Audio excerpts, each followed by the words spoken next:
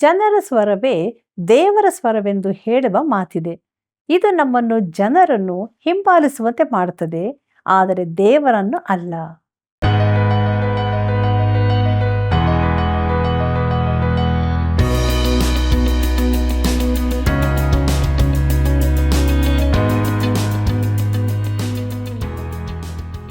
ಆತ್ಮೀಯ ವೀಕ್ಷಕರೇ, ನೀವೆಲ್ಲರೂ ಹೇಗಿದ್ದೀರಿ? ಅನುದಿನವೂ ದೇವರ ವಾಕ್ಯಗಳ ಮೂಲಕ ನೀವು ಹೊಂದಿದ ಆಶೀರ್ವಾದಗಳನ್ನು ನಮಗೆ ಕರೆ ಮಾಡಿ ತಿಳಿಸಿರಿ.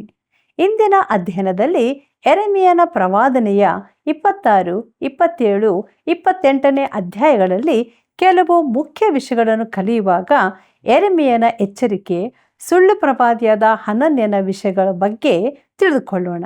ಬನ್ರಿ, ಪ್ರಾರ್ಥನಾ ಪೂರ್ವಕವಾಗಿ ನಮ್ಮ ಅಧ್ಯಯನವನ್ನು ಪ್ರಾರಂಭಿಸೋಣ. ಶಿಷ್ಟನ ಮನೆಯಲ್ಲಿ ದೊಡ್ಡ ನಿಧಿ, ದುಷ್ಟನ ಆದಾಯವು ಕಳವಳವೇ. ಜ್ಞಾನೋಕ್ತಿಗಳು 15:6. ಆತ್ಮೀಯ ವೀಕ್ಷಕರೇ, ಸತ್ಯವೇದ ಅಧ್ಯಯನ ಕಾರ್ಯಕ್ರಮಕ್ಕೆ ನಾವೆಲ್ಲರೂ ಸೇರಿ ಬಂದಿದ್ದೇವೆ. ದೇವರ ಸಹಾಯವನ್ನು ಬೇಡಿಕೊಳ್ಳುತ್ತಾ ನಮ್ಮ ಧ್ಯಾನದಲ್ಲಿ ಮುಂದೆ ಸಾಗುವ ಹಾಗೆ ಯೆರೆಮೀಯನ ಪ್ರವಾದನೆ ಗ್ರಂಥದ 26, 27 ಮತ್ತು 28ನೇ ಅಧ್ಯಾಯಗಳನ್ನು ನೋಡೋಣ. ಪ್ರಿಯರೇ, ಇದರ ಮುಖ್ಯ ಪ್ರಸ್ತಾಪ ಯೆಹೋಯಾಕೀಮನ ಆಡಳಿತ ಕಾಲದಲ್ಲಿ ದೇವಾಲಯದ ಪ್ರಕಾರದಲ್ಲಿ ನುಡಿದ ಸಂದೇಶ, ಕಣ್ಣಿನೊಗಗಳ ಸಾಮ್ಯ ಎಂಬುದಾಗಿದೆ. ಪ್ರಿಯರೇ, ಯೆರೆಮೀಯನು ದೇವರ ಮನೆಯ ದ್ವಾರದಲ್ಲಿ ನಿಂತು ಜನರೊಂದಿಗೆ ಮಾತನಾಡಬೇಕೆಂದು 7ನೇ ಅಧ್ಯಾಯದಲ್ಲಿ ಯೆರೆಮೀಯನಿಗೆ ಅಪ್ಪಣೆಯಾದದ್ದು ನಿಮಗೆ ನೆನಪಿರಬಹುದು. ಇಲ್ಲಿ ಅವನು ದೇವಾಲಯದ ಪ್ರಕಾರದಲ್ಲಿ ನಿಲ್ಲಲು ಅಪ್ಪಣೆಯಾಗಿದೆ. ಯೆರೆಮೀಯನ ಪ್ರವಾದನೆ ಗ್ರಂಥ 26ನೇ ಅಧ್ಯಾಯ 2ನೇ ವಚನವನ್ನು ಗಮನಿಸಿರಿ. ಯೆಹೋವನು ಇಂತೆನ್ನುತ್ತಾನೆ, ನೀನು ಯೆಹೋವನ ಆಲಯದ ಪ್ರಕಾರದಲ್ಲಿ ನಿಂತು ಆ ಮಂದಿರದಲ್ಲಿ ಆರಾಧಿಸುವುದಕ್ಕೆ ಬರುವ ಯೆಹೂದದ ಎಲ್ಲ ಊರಿನವರಿಗೆ ನಾನು ನಿನಗೆ ಆಜ್ಞಾಪಿಸುವ ಮಾತುಗಳನ್ನೆಲ್ಲ ಹೇಳು, ಒಂದು ಮಾತನ್ನು ಬಿಡಬೇಡ ಎಂಬುದಾಗಿ. ಪ್ರೀತಿಯುಳ್ಳ ಸಹೋದರ ಸಹೋದರಿಯರೇ, ಈ ಸಂದೇಶವನ್ನು ಅವನು ಈಗಾಗಲೇ ಯೆಹೋಯಾಕೀಮನ ಕಾಲದಲ್ಲಿ ನುಡಿದಿದ್ದಾನೆ. ಈಗ ಚಿದ್ಕೀಯನ ಕಾಲದಲ್ಲಿ ಅದು ಪುನಃ ಹೇಳಲ್ಪಟ್ಟಿದೆ. ಸೆರೆಗೆ ಹೋಗುವ ಮೊದಲು ದೇವರು ನುಡಿದ ಕೊನೆಯ ಮಾತುಗಳು 26ರಿಂದ 30 ಅಧ್ಯಾಯಗಳಲ್ಲಿ ಬರೆಯಲ್ಪಟ್ಟಿದೆ. ಪ್ರಿಯರೇ, ಬಹುಶಃ ಜನರು ಹಿಂದಿನಂತೆ ಈಗಲೂ ದೇವಾಲಯಕ್ಕೆ ಬರುತ್ತಿರಬಹುದು. ಹೊರಗಣ ತೋರಿಕೆಯ ಆರಾಧನೆ ನಡೆಯುತ್ತಿತ್ತು ಮತ್ತು ಆಗ ದೇಶದಲ್ಲಿ ಸಮೃದ್ಧಿ ಇತ್ತು. ಯಾರೂ ಕೂಡ ಗುಣಗುಟ್ಟುತ್ತಿರಲಿಲ್ಲ. ಇಂತಹ ಪ್ರವಾದನೆಗಳನ್ನು ಹೇಳುವುದರಲ್ಲಿ ದೇವರು ಶೀಘ್ರ ಕೋಪಿಯಂತೆ ಕಾಣಬಹುದು. ಆದರೆ ನಿಜವಾಗಿ ನೋಡಿದರೆ ಜನರು ದೇವರಿಂದ ದೂರ ಹೋಗಿದ್ದಾರೆ. ದೇಶದಲ್ಲಿ ಭಯಂಕರವಾದ ಪಾಪ ತುಂಬಿದೆ. ಯೆರೆಮೀಯನು ಇದಕ್ಕೆ ವಿರುದ್ಧವಾಗಿ ಬೊಬ್ಬಿಡಬೇಕಾಗಿತ್ತು. ಮುಂದಕ್ಕೆ ನೋಡೋಣ. ಯೆರೆಮೀಯನ ಪ್ರವಾದನೆ ಗ್ರಂಥ 26ನೇ ಅಧ್ಯಾಯ 3ನೇ ವಚನವನ್ನು. ಅವರು ಒಂದು ವೇಳೆ ಕಿವಿಗೊಟ್ಟು ತಮ್ಮ ತಮ್ಮ ದುರ್ಮಾರ್ಗಗಳಿಂದ ಹಿಂದಿರುಗಿಯಾರು. ಹಾಗಾದರೆ ಅವರ ದುಷ್ಕೃತ್ಯಗಳ ನಿಮಿತ್ತ ನಾನು ಅವರಿಗೆ ಮಾಡಬೇಕೆಂದಿದ್ದ ಕೇಡನ್ನು ಮನಮರುಗಿ ಮಾಡದಿರುವೆನು ಎಂಬುದಾಗಿ. ಪ್ರೀತಿಯುಳ್ಳ ದೇವಜನರೇ, ಮನಮರುಗಿ ಎಂಬುದಾಗಿ ನೋಡುವಾಗ ದೇವರು ಮನಮರುಗಿದ್ದರ ಅರ್ಥ ಆತನು ಮನಸ್ಸು ಬದಲಾಯಿಸಿದನೆಂದರ್ಥವಲ್ಲ, ಜನರು ಬದಲಾದರೆಂದರ್ಥ. ಪ್ರಿಯರೇ, ಜನರು ಬದಲಾದರೆ ದೇವರು ಅವರನ್ನು ದಂಡಿಸುವುದಿಲ್ಲ, ಆತನು ಆಶೀರ್ವದಿಸುತ್ತಾನೆ. ದೇವರು ತನ್ನ ಮನಸ್ಸು ಬದಲಾಯಿಸಿದಂತೆ ಕಂಡುಬಂದರೂ ದೇವರು ಯಾವಾಗಲೂ ಪಾಪವನ್ನು ಶಿಕ್ಷಿಸುತ್ತಾನೆ. ತನ್ನ ಬಳಿಗೆ ಬರುವ ಪಾಪಿಯನ್ನು ಆತನು ಕ್ಷಮಿಸುತ್ತಾನೆ. ಆತನು ಎಂದಿಗೂ ಬದಲಾಗುವುದಿಲ್ಲ. ದೇವರ ದಂಡನೆಗೆ ಪಾತ್ರನಾದ ಪಾಪಿಯೊಬ್ಬನು ದೇವರ ಕಡೆಗೆ ತಿರುಗಿಕೊಂಡು ರಕ್ಷಿಸಲ್ಪಟ್ಟು ಆಶೀರ್ವಾದ ಹೊಂದಿದರೆ ದೇವರು ತನ್ನ ಮನಸ್ಸು ಬದಲಾಯಿಸಿದಂತೆ ಕಾಣುತ್ತದೆ. ಆದರೆ ನಿಜವಾಗಿ ಹೇಳುವುದಾದರೆ ಪಾಪಿಯು ತನ್ನ ಮನಸ್ಸನ್ನು ಬದಲಾಯಿಸಿದ್ದಾನೆ. ಅವರು ಬದಲಾಗುವುದಾದರೆ ತಾನು ಅವರನ್ನು ಶಿಕ್ಷಿಸುವುದಿಲ್ಲವೆಂದು ದೇವರು ಹೇಳುತ್ತಾನೆ. ಮುಂದಕ್ಕೆ ನೋಡೋಣ. ಯೆರೆಮೀಯನ ಪ್ರವಾದನೆ ಗ್ರಂಥ 26ನೇ ಅಧ್ಯಾಯ 4ರಿಂದ 6ನೇ ವಚನದವರೆಗೆ. ನೀನು ಅವರಿಗೆ ಹೀಗೆ ಹೇಳು, ಯೆಹೋವನು ಇಂತೆನ್ನುತ್ತಾನೆ, ನೀವು ನನ್ನ ಕಡೆಗೆ ಕಿವಿಗೊಡದೆ ನಾನು ನಿಮ್ಮ ಮುಂದೆ ಇಟ್ಟಿರುವ ಧರ್ಮಶಾಸ್ತ್ರಕ್ಕೆ ಅನುಸಾರವಾಗಿ ನಡೆಯದೆ ಕೇಳಲೊಲ್ಲದೆ ನಿಮ್ಮ ಬಳಿಗೆ ನಾನು ಸಾವಕಾಶವಿಲ್ಲದೆ ಕಳಿಸುತ್ತಾ ಬಂದಿರುವ ನನ್ನ ಸೇವಕರಾದ ಪ್ರವಾದಿಗಳ ಮಾತುಗಳನ್ನು ಕೇಳದೆಯೂ ಇದ್ದರೆ, ಆಗ ನಾನು ಈ ಆಲಯವನ್ನು ಸಿಲೋವಿನ ಗತಿಗೆ ತಂದು ಈ ಪಟ್ಟಣವು ಲೋಕದ ಸಮಸ್ತ ಜನಾಂಗಗಳಲ್ಲಿ ಶಾಪದ ಮಾತಾಗುವಂತೆ ಮಾಡುವೆನು ಎಂಬುದಾಗಿ. ಪ್ರೀತಿಯುಳ್ಳ ಸಹೋದರ ಸಹೋದರಿಯರೇ, ಈ ಆಲಯವನ್ನು ಶಿಲೋವಿನ ಗತಿಗೆ ತಂದು ಅಂದರೆ ಅದು ನಾಶ ಮಾಡಲ್ಪಡುವುದೆಂದು ಅರ್ಥ. ಈ ಪಟ್ಟಣವು ಲೋಕದ ಸಮಸ್ತ ಜನಾಂಗಗಳಲ್ಲಿ ಶಾಪದ ಮಾತಾಗುವಂತೆ ಮಾಡುವೆನು ಅಂದರೆ ಯೆರೂಸಲೇಮು ಲೋಕಕ್ಕೆ ಒಂದು ಭಾರವಾಗಿದೆ. ಈಗಲೂ ಹಾಗೇ ಇದೆ. ಈ ಕಾಲದಲ್ಲಿ ಯೆರೂಸಲೇಮು ಇಸ್ರಾಯೇಲ್ ದೇಶಕ್ಕೆ ಸೇರಿದ್ದಾಗಿಯೂ ಇರುವುದಿಲ್ಲ. ಅದು ಭೂಮಿಯೆಂಬ ಚದುರಂಗದಾಟದಲ್ಲಿ ಒಂದು ಕಾಯಿಯಂತಿದ್ದು ಇತರ ದೇಶಗಳಿಂದ ನಡೆಸಲ್ಪಡುತ್ತಾ ಇದೆ. ಅದನ್ನು ಸಮಸ್ತ ಜನಾಂಗಗಳಿಗೆ ಶಾಪದ ಮಾತಾಗುವಂತೆ ಮಾಡುವೆನೆಂದು ದೇವರು ಹೇಳಿದ್ದಾನೆ ಪ್ರಿಯರೇ, ಮತ್ತು ಆತನು ಹಾಗೆಯೇ ಮಾಡಿದ್ದಾನೆ. ಮುಂದಕ್ಕೆ ನಾವು ಯೆರೆಮೀಯನಿಗೆ ಕೊಲೆಯ ಎಚ್ಚರಿಕೆ ಎಂಬ ವಿಚಾರವನ್ನು ನೋಡೋಣ. ಯೆರೆಮೀಯನ ಪ್ರವಾದನೆ ಗ್ರಂಥ 26ನೇ ಅಧ್ಯಾಯ 8ನೇ ವಚನವನ್ನು ಗಮನಿಸಿರಿ. ಸಮಸ್ತ ಜನರಿಗೆ ಹೇಳಬೇಕೆಂದು ಯೆಹೋವನು ಆಜ್ಞಾಪಿಸಿದನೆಲ್ಲ ಯೆರೆಮೀಯನು ನುಡಿದು ಮುಗಿಸಿದ ಮೇಲೆ ಯಾಜಕರು, ಪ್ರವಾದಿಗಳು, ಎಲ್ಲ ಜನರು ಅವನನ್ನು ಹಿಡಿದು ನಿನಗೆ ಮರಣವೇ ಆಗಬೇಕು ಎಂಬುದಾಗಿ. ಪ್ರೀತಿಯುಳ್ಳ ಸಹೋದರ ಸಹೋದರಿಯರೇ, ಪರಿಸ್ಥಿತಿಗಳು ಕೆಡುತ್ತಾ ಇವೆ. ಯೆರೆಮೀಯನ ಮೂಲಕ ಕೊಡಲ್ಪಟ್ಟ ದೇವರ ಸಂದೇಶವನ್ನು ಅವರು ವಿರೋಧಿಸಿದರು. ಈಗ ಯೆರೆಮೀಯನನ್ನೇ ಕೊಲ್ಲಬೇಕೆಂದಿದ್ದರು. ಇಲ್ಲಿ ಈಗ 3 ಗುಂಪುಗಳಾಗಿರುವುದರಿಂದ ಪರಿಸ್ಥಿತಿ ಅತಂತ್ರವಾಗಿ ಹೋಗಿದೆ. ಅಧಿಪತಿಗಳು, ಯಾಜಕರು ಮತ್ತು ಪ್ರವಾದಿಗಳು ಹಾಗೂ ಜನರು. ಮುಂದಕ್ಕೆ ನೋಡೋಣ. ಯೆರೆಮೀಯನ ಪ್ರವಾದನೆ ಗ್ರಂಥ 26ನೇ ಅಧ್ಯಾಯ 11ನೇ ವಚನವನ್ನು. ಯಾಜಕರು, ಪ್ರವಾದಿಗಳು, ಇವನು ಮರಣದಂಡನೆಗೆ ತಕ್ಕವನು. ಇವನು ಈ ಪಟ್ಟಣಕ್ಕೆ ಆಹಿತ ನುಡಿದದ್ದನ್ನು ನೀವು ಕಿವಿಯಾರೆ ಕೇಳಿದ್ದೀರಷ್ಟೇ ಎಂದು ಸರದಾರರಿಗೂ ಎಲ್ಲ ಜನರಿಗೂ ಹೇಳಿದರು ಎಂಬುದಾಗಿ. ಕರ್ತನಲ್ಲಿ ಪ್ರಿಯರೇ, ಪ್ರವಾದಿಗಳು, ಯಾಜಕರು ಒಂದೇ ಮನಸ್ಸಿನವರಾಗಿದ್ದರು. ಅವರು ಅವನ ಮರಣವನ್ನೇ ಆಶಿಸಿದ್ದರು. ಈ ಕುರಿತು ಅವರು ತಮ್ಮ ಮನಸ್ಸನ್ನು ಬದಲಾಯಿಸಲೇ ಇಲ್ಲ. ಆದರೆ ಸರದಾರರು ಯೆರೆಮೀಯನ ಮಾತನ್ನು ಕೇಳಿಕೊಳ್ಳೋಣವೆಂದು ನೆನೆಸಿದರು ಮತ್ತು ಯಾಜಕರ ಮತ್ತು ಪ್ರವಾದಿಗಳ ಮಾತುಗಳನ್ನು ಒಪ್ಪಿದ್ದ ಜನರು ಈಗ ಸರದಾರರ ಪರವಾಗಿ ಬದಲಾಯಿಸಿಕೊಂಡರು. ಯೆರೆಮೀಯನ ಪ್ರವಾದನೆ ಗ್ರಂಥ 26ನೇ ಅಧ್ಯಾಯ 12 ಮತ್ತು 13ನೇ ವಚನಗಳನ್ನು ಗಮನಿಸಿರಿ. ಆಗ ಯೆರೆಮೀಯನು ಸಕಲ ಸರದಾರರಿಗೂ ಸಮಸ್ತ ಜನರಿಗೂ ಹೀಗೆ ಹೇಳಿದನು. ನೀವು ಕೇಳಿದ ಮಾತುಗಳನ್ನೆಲ್ಲ ಈ ಆಲಯಕ್ಕೂ ಈ ಪಟ್ಟಣಕ್ಕೂ ಪ್ರತಿಕೂಲವಾಗಿ ನುಡಿಯಬೇಕೆಂದು ಯೆಹೋವನು ನನ್ನನ್ನು ಕಳುಹಿಸಿದನು. ಈಗಲೇ ನಿಮ್ಮ ಮಾರ್ಗಗಳನ್ನು ಕೃತ್ಯಗಳನ್ನು ತಿದ್ದಿಕೊಂಡು ನಿಮ್ಮ ದೇವರಾದ ಯೆಹೋವನ ನುಡಿಗೆ ಕಿವಿಗೊಡಿರಿ. ಹಾಗಾದರೆ ಯೆಹೋವನು ನಿಮ್ಮ ವಿಷಯವಾಗಿ ನುಡಿದಿರುವ ಕೇಡನ್ನು ಮನಮರುಗಿ ಮಾಡದಿರುವನು ಎಂಬುದಾಗಿ.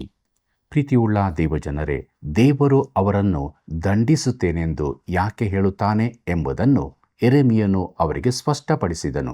ಯೆರೆಮೀಯನು ಪಟ್ಟಣವೂ ದೇವಾಲಯವೂ ನಾಶವಾಗಲಿದೆ ಎಂದು ನುಡಿದಾಗ ಅದನ್ನು ಎಲ್ಲರೂ ದೇವದೂಷಣೆ ಎಂದೇ ಭಾವಿಸಿದರು. ಆದ್ದರಿಂದ ಅವನು ಒಬ್ಬ ದೇವದ್ರೋಹಿಯಾದನು. ದೇವರು ದೇವಾಲಯವನ್ನು ನಾಶವಾಗಲು ಎಂದಿಗೂ ಬಿಡಲಾರನೆಂದು ಸುಳ್ಳು ಪ್ರವಾದಿಗಳು ಹೇಳತೊಡಗಿದರು. ಅದು ಆತನ ಆಲಯ, ಯೆರೂಸಲೇಮ್ ಆತನ ಪಟ್ಟಣ. ಅದರ ನಾಶನವನ್ನು ದೇವರು ಬಿಡಲಾರನು. ಆದರೆ ಯೆರೆಮೀಯನು ಹೇಳುತ್ತಾನೆ, ನಿಮ್ಮ ಅಭಿಪ್ರಾಯ ಪೂರ್ಣ ತಪ್ಪಾಗಿದೆ. ನೀವು ಧರ್ಮವನ್ನು ನೈತಿಕತೆಯನ್ನು ಪ್ರತ್ಯೇಕಿಸುತ್ತಿದ್ದೀರಿ. ಪ್ರಿಯರೇ, ತಮ್ಮ ನಂಬಿಕೆಯಲ್ಲಿ ಮೂಲಭೂತವಾದಿಗಳಾಗಿರುವವರಲ್ಲಿ ಈ ಸಮಸ್ಯೆ ಸಾಮಾನ್ಯವಾದದ್ದೇ.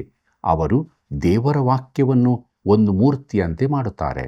ಬೋಧನೆಗಳಲ್ಲಿ ನನಗಿಂತ ಹೆಚ್ಚು ಮೂಲಭೂತವಾದಿ ಬೇರಾರೂ ಇರಲಿಕ್ಕಿಲ್ಲ, ನಾನು ಹಿಂದಿನದಕ್ಕೆ ಜೋತು ಬಿದ್ದಿದ್ದೇನೆಂದು ಜನರು ಹೇಳುತ್ತಾರೆ. ಆದರೆ ನಮ್ಮ ನಂಬಿಕೆಯಿಂದ ನೈತಿಕತೆಯನ್ನು ಪ್ರತ್ಯೇಕಿಸುವುದು ಖಂಡಿತ ತಪ್ಪೆಂದು ನಾನು ಹೇಳುತ್ತೇನೆ.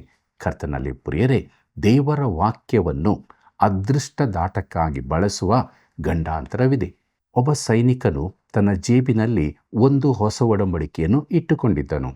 ವೈರಿಗಳ ಗುಂಡು ಆ ಹೊಸ ಒಡಂಬಡಿಕೆಗೆ ಬಡಿದಿದ್ದರಿಂದ ಅವನ ಪ್ರಾಣ ಉಳಿಯಿತು. ಅದು ಹೊಸ ಒಡಂಬಡಿಕೆಯಾದ್ದರಿಂದ ಗುಂಡನ್ನು ತಡೆದದ್ದಲ್ಲ, ಬೇರಾವ ಪುಸ್ತಕವಾದರೂ ಅದೇ ರೀತಿ ಆಗುತ್ತಿತ್ತು. ಪ್ರಿಯರೇ, ದೇವರ ವಾಕ್ಯವನ್ನು ಒಂದು ಮೂರ್ತಿಯನ್ನಾಗಿ ಕಾಣುವುದು ಎಷ್ಟು ಹಾಸ್ಯಾಸ್ಪದ. ಕರ್ತನಲ್ಲಿ ಪ್ರಿಯರೇ, ನಾವು ನಿಮ್ಮ ಜೀವಿತದ ರೀತಿಯನ್ನು ದೇವರ ವಾಕ್ಯದ ಬೋಧನೆಯಿಂದ ಬೇರ್ಪಡಿಸಿ ದೇವರ ಆಶೀರ್ವಾದವನ್ನು ಎದುರು ನೋಡಲಾಗದು. ಸುಳ್ಳು ಪ್ರವಾದಿಗಳು ಮಾಡುತ್ತಿದ್ದದ್ದು ಇದನ್ನೇ. ನಮ್ಮ ದಿನಗಳಲ್ಲೂ ಕೂಡ ಅನೇಕರು ನಾನು ನನ್ನ ಬೋಧನೆಗಳಲ್ಲಿ ಮೂಲಭೂತವಾದಿಯಾಗಿರುವುದರಿಂದ ನನಗೆ ಯಾವ ಕೇಡೂ ಸಂಭವಿಸದು ಎಂದು ಹೇಳುತ್ತಿರುತ್ತಾರೆ. ಆದರೆ ಕೇಡು ಬರಬಹುದು. ನೀನು ದೇವರಿಂದ ದೂರ ಹೋದಾಗ ಆತನು ನಮ್ಮನ್ನು ಶಿಕ್ಷಿಸುತ್ತಾನೆ. ಪ್ರೀತಿಯುಳ್ಳ ದೇವಜನರೇ, ಯೆರೆಮೀಯನನ್ನು ಕೊಲ್ಲಿಸುವುದರ ಕುರಿತಾದ ತಮ್ಮ ಯೋಚನೆಯನ್ನು ಯಾಜಕರು, ಪ್ರವಾದಿಗಳು ಬದಲಾಯಿಸಲಿಲ್ಲವೆಂಬುದು ಆಶ್ಚರ್ಯಕರವಾದದ್ದಾಗಿದೆ. ಸರದಾರರು ತಮ್ಮ ಮನಸ್ಸನ್ನು ಬದಲಾಯಿಸಿದರು. ಇದರಿಂದಾಗಿ ಯೆರೆಮೀಯನ ಪ್ರಾಣವು ಉಳಿಯಿತು. ಸರದಾರರು ಅವನ ಮಾತನ್ನು ಕೇಳಲಿಚ್ಛಿಸಿದರು. ಪ್ರಿಯರೇ, ಧಾರ್ಮಿಕ ಅಧಿಕಾರವು ಭ್ರಷ್ಟವಾದಾಗ, ಕೆಟ್ಟು ಹೋದಾಗ ಅದು ರಾಜಕೀಯದವರ ಭ್ರಷ್ಟತೆಗಿಂತಲೂ ಕೆಟ್ಟದ್ದಾಗಿರುತ್ತದೆ. ಆಡಳಿತ ಸರಕಾರವು ಭ್ರಷ್ಟವಾದರೆ ಅದು ಕೆಟ್ಟದ್ದೇ ಆಗಿದೆ. ಆದರೆ ಧಾರ್ಮಿಕ ಅಧಿಕಾರಿಗಳು ಭ್ರಷ್ಟರಾದರೆ ಅದು ಬಹು ಕೆಟ್ಟದ್ದಾಗಿರುತ್ತದೆ. ಪ್ರೀತಿಯುಳ್ಳ ದೇವಜನರೇ, ಯಾಜಕರು ಕರ್ತನಾದ ಯೇಸುವನ್ನು ಕ್ರೂಜಿಗೆ ಹಾಕಿಸಿದರೆಂಬುದನ್ನು ನೆನಪಿನಲ್ಲಿಡಿರಿ. ಆತನು ಸಾಯಲೇಬೇಕೆಂದು ಧಾರ್ಮಿಕ ಅಧಿಕಾರಿಗಳು ಒತ್ತಾಯಿಸಿದರು. ಆತನನ್ನು ಕ್ರೂಜಿಗೆ ಹಾಕಿರಿ ಎಂದು ಕೂಗಿಕೊಳ್ಳುವಂತೆ ಜನರನ್ನು ಪ್ರೇರೇಪಿಸಿದ್ದು ಅವರೇ. ಯೆರೆಮೀಯನ ಕಾಲದ ಧಾರ್ಮಿಕ ನಾಯಕರೂ ಕೂಡ ಅವನನ್ನು ಕೊಲ್ಲಲೇಬೇಕೆಂದು ದೃಢ ನಿರ್ಧಾರ ಮಾಡಿದ್ದರು. ಕರ್ತನಲ್ಲಿ ಪ್ರಿಯರೇ, ಇದು ಇನ್ನೊಂದು ತಪ್ಪು ಅಭಿಪ್ರಾಯವನ್ನು ಎದುರಿಗೆ ತರುತ್ತದೆ. ಜನರ ಸ್ವರವೇ ದೇವರ ಸ್ವರವೆಂದು ಹೇಳುವ ಮಾತಿದೆ. ನಮ್ಮಲ್ಲಿ ಅನೇಕರು ಇದನ್ನು ನಂಬುತ್ತಾರೆ. ಸಾರ್ವಜನಿಕ ಅಭಿಪ್ರಾಯ ಅಧಿಕಾರವಾಣಿಯಾಗಿದೆ ಎಂದೂ ಕೂಡ ನಂಬುತ್ತಾರೆ. ಆದರೆ ಜನ ಸಮುದಾಯವು ಟಿವಿ ತಾರೆಯರನ್ನು ಹಿಂಬಾಲಿಸುವವರಾಗಿದ್ದು ಚಂಚಲ ಮನಸ್ಸಿನವರಾಗಿದ್ದಾರೆ. ಒಬ್ಬನು ಜಗತ್ತಿನ ಅತಿ ಮೂರ್ಖ ವ್ಯಕ್ತಿಯಾಗಿದ್ದರೂ ಜನರನ್ನು ಆಕರ್ಷಿಸಬಲ್ಲವನಾದರೆ ಎಲ್ಲರೂ ಅವನನ್ನು ಅಧಿಕಾರಕ್ಕೆ ತರುತ್ತಾರೆ. ಪ್ರಿಯರೇ, ಯೇಸು ಕ್ರಿಸ್ತನನ್ನು ಯಾರೂ ಅಧಿಕಾರ ಸ್ಥಾನಕ್ಕೆ ಆರಿಸಲಿಲ್ಲ. ಅದಕ್ಕಾಗಿ ನಾನು ದೇವರಿಗೆ ಸ್ತೋತ್ರ ಹೇಳುತ್ತೇನೆ. ಆ ರೀತಿ ಆತನು ಸಾರ್ವಜನಿಕ ಅಧಿಕಾರಕ್ಕೆ ಬರುತ್ತಿದ್ದರೆ ಆತನು ತನ್ನ ರಾಜ್ಯವನ್ನು ಪ್ರವೇಶಿಸುತ್ತಿರಲಿಲ್ಲ. ದೇವರು ಈ ಲೋಕಕ್ಕೆ ಆತನನ್ನು ದಂಗೆಯನ್ನಡಗಿಸುವುದಕ್ಕಾಗಿ ಕಳುಹಿಸಲಿಕ್ಕಿದ್ದಾನೆ. ಅದಕ್ಕಾಗಿ ಆತನಿಗೆ ಸ್ತೋತ್ರ. ಕರ್ತನಲ್ಲಿ ಪ್ರೀತಿಯುಳ್ಳ ಸಹೋದರ ಸಹೋದರಿಯರೇ, ಯಹೂದದ ಗಲಿಬಿಲಿಯ ಆ ಕೊನೆಯ ದಿನಗಳಲ್ಲಿ ಜನರು ತಪ್ಪಿಗಸ್ತರು, ಅಧಿಕಾರಿಗಳೂ ತಪ್ಪಿಗಸ್ತರು, ಯಾಜಕರೂ ತಪ್ಪಿಗಸ್ತರು, ಪ್ರವಾದಿಗಳೂ ತಪ್ಪಿಗಸ್ತರು ಎಂದು ದೇವರು ಹೇಳುತ್ತಾನೆ. ಯೆರೆಮೀಯನಿಗೆ ತನಗೆ ಏನಾಗಬಹುದೆಂದೇ ತಿಳಿದಿರಲಿಲ್ಲ. ತಾನು ದೇವರ ವಾಕ್ಯವನ್ನು ಸಾರುತ್ತಿದ್ದೇನೆ ಎಂದಷ್ಟೇ ಗೊತ್ತಿತ್ತು. ಕರ್ತನಲ್ಲಿ ಪ್ರಿಯರೇ, ದೇವರ ವಾಕ್ಯವು ಒಂದೇ ಅಂತಿಮ ಅಧಿಕಾರವಾಣಿಯಾಗಿದೆ. ಈ ದಿನಗಳಲ್ಲಿ ಜನರು ಭವಿಷ್ಯ, ರಾಶಿಫಲ, ಗ್ರಹಗತಿಗಳ ಕಡೆಗೆ ತಿರುಗುತ್ತಿದ್ದಾರೆ. ಇದು ಎಷ್ಟು ಮೂರ್ಖತನದೆಂದು ನಾವು ಮೊದಲೇ ನೋಡಿದ್ದೇವೆ. ಆದರೆ ಕ್ರೈಸ್ತರಲ್ಲಿ ಕೆಲವರು, ಸೇವಕರು, ನಾಯಕರು ಕೂಡ ತಾವು ಅಂತಿಮ ಅಧಿಕಾರವಾಣಿ ಎಂದು ಭಾವಿಸುವರಿದ್ದಾರೆ. ನಾನು ಯೆರೆಮೀಯನ ಪುಸ್ತಕವನ್ನು ಮೆಚ್ಚುತ್ತೇನೆ. ಅದು ನನಗೆ ಸಹಾಯ ಮಾಡುತ್ತದೆ. ಯಾಕಂದರೆ ನಾನು ದೇವರ ವಾಕ್ಯವನ್ನು ಹೆಚ್ಚು ಅಭ್ಯಾಸ ಮಾಡಿದಷ್ಟಕ್ಕೆ ನಾನೆಷ್ಟು ತಿಳಿಯದವನೆಂದು ಗೊತ್ತಾಗುತ್ತದೆ. ಆದರೆ ಅನೇಕರು ತಮಗೆ ಎಲ್ಲವೂ ತಿಳಿದಿದೆ ಎಂದು, ತಮ್ಮದೇ ಅಂತಿಮ ಅಧಿಕಾರವಾಗಿದೆ ಎಂದು ಭಾವಿಸಿಕೊಳ್ಳುವುದು ಬುದ್ಧಿಹೀನವಾದದ್ದಾಗಿದೆ. ಕರ್ತನಲ್ಲಿ ಪ್ರಿಯರೇ, ತಾನು ಅಥೇನೆಯದ ಅತಿ ಬುದ್ಧಿವಂತ ವ್ಯಕ್ತಿ ಎಂದು ಸಾಕ್ರೇಟೀಸನು ಹೇಳಿದ್ದನಂತೆ. ಅವನು ಯಾವ ಅಧಿಕಾರದಿಂದ ಆ ರೀತಿ ಹೇಳಿದನೆಂದು ಅವನನ್ನು ಕೇಳಿದಾಗ ಅವನೆಂದದ್ದು ತನ್ನ ಜ್ಞಾನ ಯಾವ ಬೆಲೆಯೂ ಇಲ್ಲದೆಂದು ತಿಳಿದುಕೊಂಡದ್ದರಿಂದ ಎಂಬುದಾಗಿ ಹೇಳಿದನು. ಪ್ರೀತಿಯುಳ್ಳ ಸಹೋದರ ಸಹೋದರಿಯರೇ, ನಾನು ಈ ದಿನದಲ್ಲಿ ಒಂದೇ ಮಾತನ್ನು ಹೇಳಬಹುದು. ಅದೇನೆಂದರೆ, ನಾನು ದೇವರ ವಾಕ್ಯವನ್ನು ಹೆಚ್ಚಾಗಿ ತಿಳಿದಿಲ್ಲವೆಂಬುದೇ ಆಗಿದೆ. ಪಾರಸಿಯ ಒಂದು ಮಾತು ಹೀಗಿದೆ, ಏನೆಂದರೆ, ತಿಳಿದಿರುವವನು ತಿಳಿಯದವನೆಂದು, ತಿಳಿಯದವನು ಮೂರ್ಖನು, ಅವನನ್ನು ತಪ್ಪಿಸು. ತಿಳಿಯದಿರುವವನು ತಿಳಿಯದವನೆಂದು, ತಿಳಿದವನು ಬಾಲಕನು, ಅವನಿಗೆ ಕಳಿಸು. ತಿಳಿದುಕೊಂಡರೂ ತನಗೆ ತಿಳಿದಿದೆ ಎಂದು ತಿಳಿಯದವನು ಮಲಗಿದ್ದಾನೆ, ಅವನನ್ನು ಎಬ್ಬಿಸು. ತಿಳಿದವನು ತನಗೆ ತಿಳಿದಿದೆ ಎಂದು ತಿಳುಕೊಂಡವನು ಬುದ್ಧಿವಂತನು, ಅವನನ್ನು ಹಿಂಬಾಲಿಸು. ಪ್ರಿಯರೇ, ಮೊದಲ 3 ಮಾತನ್ನು ನಾನು ಒಪ್ಪುತ್ತೇನೆ, ಕೊನೆಯದನ್ನಲ್ಲ. ಯಾಕೆಂದರೆ ನನಗೆ ಎಲ್ಲವೂ ತಿಳಿದಿದೆ ಎಂದು ನಾನು ಭಾವಿಸುವುದಿಲ್ಲ. ಯೆರೆಮೀಯನ ಸ್ಥಿತಿಯು ಇದೇ ಆಗಿತ್ತು. ಅವನಿಗೆ ತಿಳಿದಿದ್ದು ದೇವರ ವಾಕ್ಯ ಮಾತ್ರವೇ. ಏನೂ ಸಂಭವಿಸಲಾರದೆಂದು ಸುಳ್ಳು ಪ್ರವಾದಿಗಳು ಒತ್ತಾಯಿಸಿ ಹೇಳುತ್ತಿದ್ದರೂ ಯೆರೆಮೀಯನು ದೇವರನ್ನು ನಂಬುತ್ತಾನೆ. ಏನೋ ಸಂಭವಿಸಲಿದೆ ಎಂದು ಅವನು ನಂಬುತ್ತಾನೆ. ಕರ್ತನಲ್ಲಿ ಪ್ರಿಯರೇ, ಯೆರೆಮೀಯನ ಪ್ರವಾದನೆ ಗ್ರಂಥದ 27ನೇ ಅಧ್ಯಾಯದಲ್ಲಿ ಮತ್ತೊಮ್ಮೆ ಎಲ್ಲ ಜನಾಂಗಗಳ ಬಳಿಗೆ ಹೋಗಿ ಅವರು ಬಾಬೇಲಿನ ಅರಸನಿಗೆ ಒಳಗಾಗಬೇಕೆಂದು ಸಂದೇಶ ಕೊಡುವುದರ ಕುರಿತಾಗಿ ಬರೆದಿದೆ. ಈಗ ಅವನ ಸಂದೇಶ ಉದಾಹರಣೆ ಸಹಿತವಾಗಿ ಹೇಳಲ್ಪಟ್ಟಿದೆ. ಯೆರೆಮೀಯನ ಪ್ರವಾದನೆ ಗ್ರಂಥ 27ನೇ ಅಧ್ಯಾಯ 2 ಮತ್ತು 3ನೇ ವಚನಗಳನ್ನು ಗಮನಿಸಿರಿ. ಇದೇ ಯೆಹೋವನ ನುಡಿ. ನೀನು ಕಣ್ಣಿನೊಗಗಳನ್ನು ಮಾಡಿ ನಿನ್ನ ಹೆಗಲಿಗೆ ಹಾಕಿಕೊಂಡು ಯೆಹೂದದ ಅರಸನಾದ ಚಿದ್ಕೀಯನ ಬಳಿಗೆ ಯೆರೂಸಲೇಮಿನಲ್ಲಿ ಬಂದಿರುವ ರಾಯಭಾರಿಗಳ ಮೂಲಕ ಅವುಗಳನ್ನು ಏದೋಮಿನ ರಾಜ, ಮೋವಾಬಿನ ರಾಜ, ಅಮ್ಮೋನ್ಯರ ರಾಜ, ತೂರಿನ ರಾಜ, ಚೀದೋನಿನ ರಾಜ ಇವರಿಗೆ ಕಳುಹಿಸು ಎಂಬುದಾಗಿ. ಪ್ರೀತಿಯುಳ್ಳ ಸಹೋದರ ಸಹೋದರಿಯರೇ, ತಾನು ಸೃಷ್ಟಿಕರ್ತನೆಂದು ತಾನು ತನಗೆ ಸರಿ ಕಂಡವನಿಗೆ ಅಧಿಕಾರವನ್ನು ಕೊಡುತ್ತೇನೆಂತಲೂ ಈ ಜನಾಂಗಗಳಿಗೆ ತಿರುಗಿ ದೇವರು ಜ್ಞಾಪಿಸುತ್ತಾನೆ. ಮುಂದಕ್ಕೆ ನೋಡೋಣ. ಯೆರೆಮೀಯನ ಪ್ರವಾದನೆ ಗ್ರಂಥ 27ನೇ ಅಧ್ಯಾಯ 6ನೇ ವಚನವನ್ನು. ಈ ನನ್ನ ಸೃಷ್ಟಿಯನ್ನು ನನಗೆ ಸರಿತೋಚಿದವನಿಗೆ ಕೊಡಬಲ್ಲೆನು. ಈಗ ಈ ದೇಶಗಳನ್ನೆಲ್ಲ ಬಾಬೇಲಿನ ಅರಸನು ನನ್ನ ಸೇವಕನೂ ಆದ ನೆಬೂಕದ್ನೆಚ್ಚರನ ಕೈವಶ ಮಾಡಿದ್ದೇನೆ. ಅವನ ಸೇವೆಗಾಗಿ ಭೂಜಂತುಗಳನ್ನು ಕೊಟ್ಟಿದ್ದೇನೆ ಎಂಬುದಾಗಿ. ಪ್ರೀತಿಯುಳ್ಳ ದೇವಜನರೇ, ಬಾಬೇಲಿನ ಅರಸನಿಗೆ ಒಳಗಾಗಬೇಕೆಂದು ಈ ಎಲ್ಲ ದೇಶಗಳವರಿಗೆ ದೇವರು ಹೇಳಿದ್ದರೂ ಅವರು ವಿಧೇಯರಾಗಲಿಲ್ಲ. ಒಂದು ವೇಳೆ ಅವರು ವಿಧೇಯರಾಗಿರುತ್ತಿದ್ದರೆ ಸಾವಿರಾರು ಜನರ ಪ್ರಾಣ ಉಳಿಯುತ್ತಿತ್ತು. ಮುಂದಕ್ಕೆ ನೋಡೋಣ. ಯೆರೆಮೀಯನ ಪ್ರವಾದನೆ ಗ್ರಂಥ 27ನೇ ಅಧ್ಯಾಯ 8ನೇ ವಚನವನ್ನು. ಯಾವ ಜನಾಂಗ, ಯಾವ ರಾಜ್ಯ ಬಾಬೇಲಿನ ಅರಸನಾದ ನೆಬೂಕದ್ನೆಚ್ಚರನ ಅಡಿಯಾಳಾಗಲಿಕ್ಕೂ ಬಾಬೇಲಿನ ಅರಸನ ನೊಗಕ್ಕೆ ಹೆಗಲು ಕೊಡಲಿಕ್ಕೂ ಒಪ್ಪದೋ ಆ ಜನಾಂಗವನ್ನು ನಾನು ಖಡ್ಗ, ಕ್ಷಾಮ, ವ್ಯಾಧಿಗಳಿಂದ ದಂಡಿಸುತ್ತಾ ಬಂದು ಕಡೆಯಲ್ಲಿ ಅವನ ಕೈಯಿಂದಲೇ ನಿರ್ಮೂಲ ಮಾಡಿಸುವೆನು. ಇದು ಯೆಹೋವನ ನುಡಿ ಎಂಬುದಾಗಿ. ಪ್ರೀತಿಯುಳ್ಳ ಸಹೋದರ ಸಹೋದರಿಯರೇ, ಮುಂದಕ್ಕೆ ನಾವು ಸುಳ್ಳು ಪ್ರವಾದಿಯಾದ ಅನನ್ಯನು ಎಂಬ ವಿಚಾರವನ್ನು ನೋಡೋಣ. 28ನೇ ಅಧ್ಯಾಯ ಕಣ್ಣಿನೊಗಗಳ ಕುರಿತು ಪ್ರವಾದನೆ ನಡೆಯುತ್ತದೆ. ಸುಳ್ಳು ಪ್ರವಾದಿಗಳಲ್ಲಿ ಒಬ್ಬನಾದ ಅನನ್ಯನು ಯೆರೆಮೀಯನ ಪ್ರವಾದನೆಯನ್ನು ಅಲ್ಲಗಳೆದು ತಾನು ಕರ್ತನ ನಿಜ ಮಾತನ್ನು ತಿಳಿಸುತ್ತೇನೆಂದು ಹೇಳುತ್ತಾನೆ. ಯೆರೆಮೀಯನ ಪ್ರವಾದನೆ ಗ್ರಂಥ 28ನೇ ಅಧ್ಯಾಯ 2ರಿಂದ 4ನೇ ವಚನದವರೆಗೆ ಗಮನಿಸಿರಿ. ಇಸ್ರಾಯೇಲ್ಯರ ದೇವರು ಸೇನಾಧೀಶ್ವರನೂ ಆದ ಯೆಹೋವನು ಇಂತೆನ್ನುತ್ತಾನೆ. ಬಾಬೇಲಿನ ಅರಸನು ನಿಮಗೆ ಹೇರಿರುವ ನೊಗವನ್ನು ಮುರಿದು ಬಿಟ್ಟಿದ್ದೇನೆ.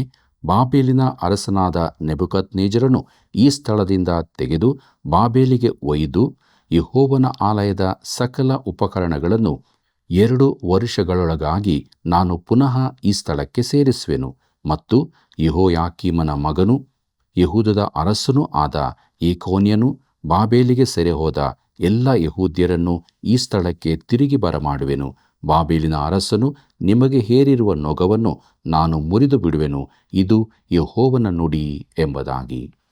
ಪ್ರೀತಿಯುಳ್ಳ ದೇವಜನರೇ, ಅನನ್ಯನು ದೇವರ ಪ್ರವಾದಿಯಲ್ಲವೆಂಬುದನ್ನು ಯೆರೆಮೀಯನು ಸ್ಪಷ್ಟಪಡಿಸಿದನು. ಅವನು ಜನರಿಗೆ ಸುಳ್ಳು ಹೇಳುತ್ತಿದ್ದನು. ಅನನ್ಯನು ಯೆರೆಮೀಯನ ಹೆಗಲಿನಿಂದ ನೊಗವನ್ನು ತೆಗೆದು ಮುರಿದು ಹಾಕಿದನು ಮತ್ತು ಹೇಳಿದನು, ಯೆಹೋವನು ಹೇಳಿರುವುದೇನೆಂದರೆ, ನಾನು ಹೀಗೆಯೇ ಬಾಬೇಲಿನ ಅರಸನಾದ ನೆಬೂಕದ್ನೆಚ್ಚರನ ನೊಗವನ್ನು 2 ವರ್ಷದೊಳಗಾಗಿ ಸಮಸ್ತ ಜನಾಂಗಗಳ ಹೆಗಲಿನಿಂದ ತೆಗೆದು ಮುರಿದು ಹಾಕುವೆನು ಎಂದು ಹೇಳಿದನು. ವಚನ 11 ನೋಡಿರಿ. ಪ್ರಿಯರೇ, ಅವನ ಮೇಲಿನ ದಂಡನೆಗಾಗಿ ದೇವರು ಅವನಿಗೆ 1 ವರ್ಷದೊಳಗಾಗಿ ಅವನು ಸಾಯಲಿರುವನೆಂದು ತಿಳಿಸಿದನು. ಏನು ನಡೆಯುತ್ತೆಂಬುದಾಗಿ ನೋಡೋಣ. ಯೆರೆಮೀಯನ ಪ್ರವಾದನೆ ಗ್ರಂಥ 28ನೇ ಅಧ್ಯಾಯ 15ನೇ ವಚನದಿಂದ 17ನೇ ವಚನದವರೆಗೆ ಗಮನಿಸಿರಿ. ಆಗ ಪ್ರವಾದಿಯಾದ ಯೆರೆಮೀಯನು ಪ್ರವಾದಿಯಾದ ಅನನ್ಯನಿಗೆ, ಅನನ್ಯನೇ ಕೇಳು, ಯೆಹೋವನು ನಿನ್ನನ್ನು ಕಳುಹಿಸಲಿಲ್ಲ. ಈ ಜನರು ಸುಳ್ಳನ್ನು ನಂಬುವಂತೆ ಮಾಡುತ್ತಿ. ಆದ ಕಾರಣ ಯೆಹೋವನು ಇಂತೆನ್ನುತ್ತಾನೆ, ಇಗೋ, ನಾನು ನಿನ್ನನ್ನು ಭೂಮಿಯ ಮೇಲಿಂದ ತೊಲಗಿಸುವೆನು. ನೀನು ಯೆಹೋವನಾದ ನನಗೆ ವಿರುದ್ಧವಾಗಿ ದ್ರೋಹದ ಮಾತನ್ನು ಆಡಿದ್ದರಿಂದ ಇದೇ ವರ್ಷ ಸಾಯುವಿ ಎಂದು ಹೇಳಿದನು.